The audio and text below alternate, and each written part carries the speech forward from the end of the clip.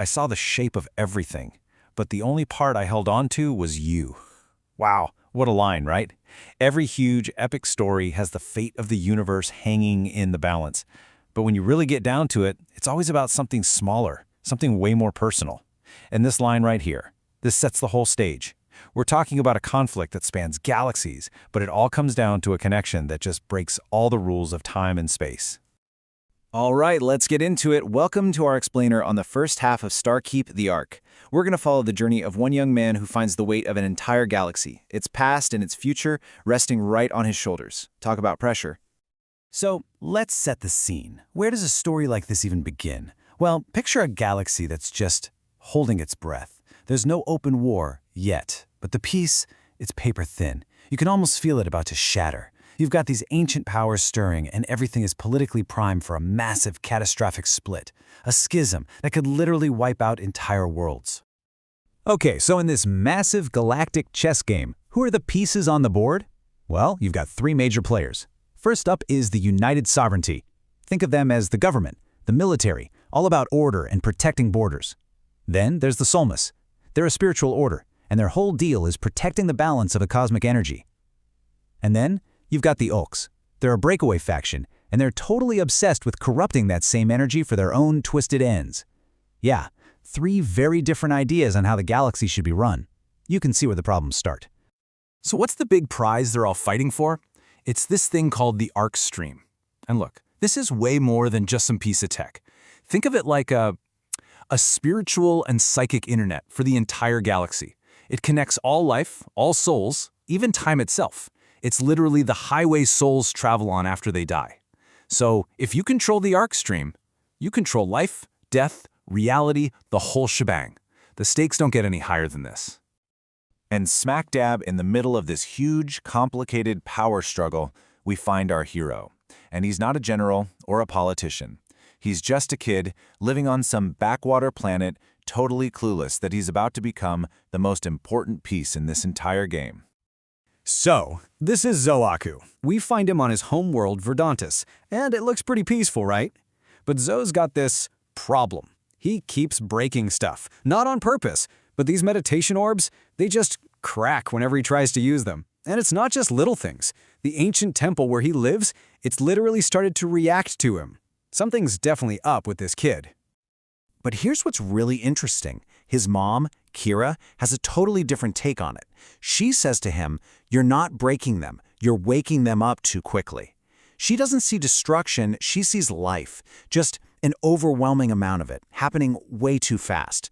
That one line tells you everything you need to know about the kind of raw, untamed power that's bubbling up inside Zo. And wouldn't you know it, his parents aren't just simple villagers. Nope. Kira and Taro Aku are right at the center of this whole galactic mess. They're not just bystanders, they are secretly trying to build what they call a breakaway arc stream. Basically a secure, neutral channel like a VPN for souls to keep it safe from the Ulks and even the Sovereignty. An incredibly dangerous plan that paints a huge target right on their family's back. Now, to make this breakaway stream a reality, they need something special, an ancient artifact called the Fulcrum. This thing is the stuff of legends. It's a piece of tech so powerful, it can basically hack the arc stream itself. For Zo's parents, it's the key to their salvation project. But for the Ulks, it's the ultimate weapon. You can imagine, this makes it the single most wanted item in the entire galaxy. And there it is, the Fulcrum. You can see it's not just some hunk of metal, right? It looks alive. It's humming with power, almost like it's waiting for the right person to come along and wake it up. And depending on who that is, it could either save the galaxy or burn it all down. Okay, so this is where Zo's story goes from strange kid on a quiet planet to something way, way bigger. All these weird things, his powers, the temple reacting to him, his parents' secret mission, it all starts pointing to one thing. A secret buried deep inside him. Something that's been there all along, but isn't really his. Which brings us to the biggest question of all, right? What is Zo? I mean, he's clearly not just some kid who's good at breaking things. This cosmic network, the arc stream, it almost seems to recognize him. So what's really going on here? What is he? He starts to get answers, but they're not what you'd expect. In a place called the Temple of Mirrors, his mind just breaks open. he's hit with these intense visions, but they're not his memories. One minute he's a soldier on some forgotten battlefield. The next, he's saving a little kid, who is also him. Then he's watching a temple burn, looking through his own pitch-black eyes. It's like he has a dozen different lifetimes, all screaming inside his head. And the truth is just mind-blowing. Zahn is something called a shardwalker. He's basically a living sanctuary, a vessel for souls from past lives that the Ark itself has hidden inside him for safekeeping. He's not just a person, he's a living, breathing key, the only one who can access the Ark's deepest secrets and even change its fundamental code. He's not just a player in the game anymore, he is the game. And of course, right as Zoris figures out what he is, that fragile piece we talked about, it shatters. The Cold War goes hot, and for Zoris, it's about to get incredibly personal. His destiny is about to be forged in fire and loss. The Auks don't wait. They make their move, and it's a big one. A full-on, brutal assault on the Solmus Temple on Mars. And guess who's there? So's parents, Kira and Taro. They're trying to activate their breakaway stream. This isn't just a battle. For them, it's their last stand. And it's a slaughter. The battle is fast, it's brutal, and the defenders, they don't stand a chance. The temple is lost. But before the end, Zoe's father manages to send him one last message, straight through the Ark stream. And it's not, "I love you" or "goodbye." It's a command. Live, Zoe, and let them burn. That's it, a final burning order that's going to fuel everything Zoe does from this moment on. So in this one terrible moment, two figures are forged. In one corner, you have Zoe, who just lost everything, and in the other, we finally see our main villain step out of the shadows, Sentinel, the leader of the Olks. He didn't just conquer the temple, he twisted it, corrupted it into something monstrous called the inversion. And just like that, their futures are locked together. One is destined to save the Ark, the other is dead set on overwriting it completely.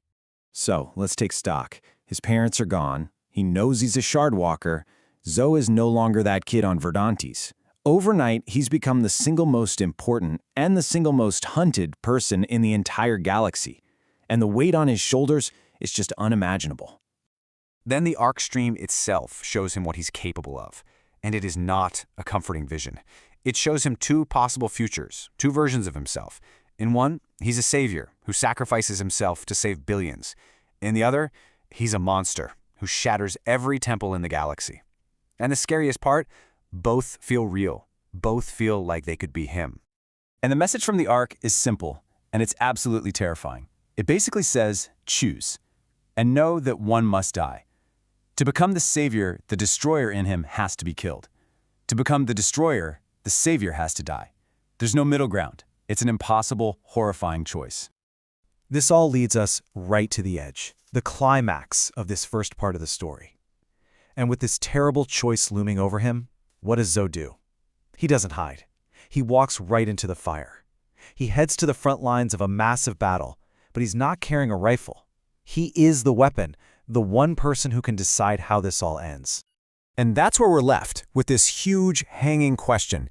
He can save the galaxy, or he can shatter it.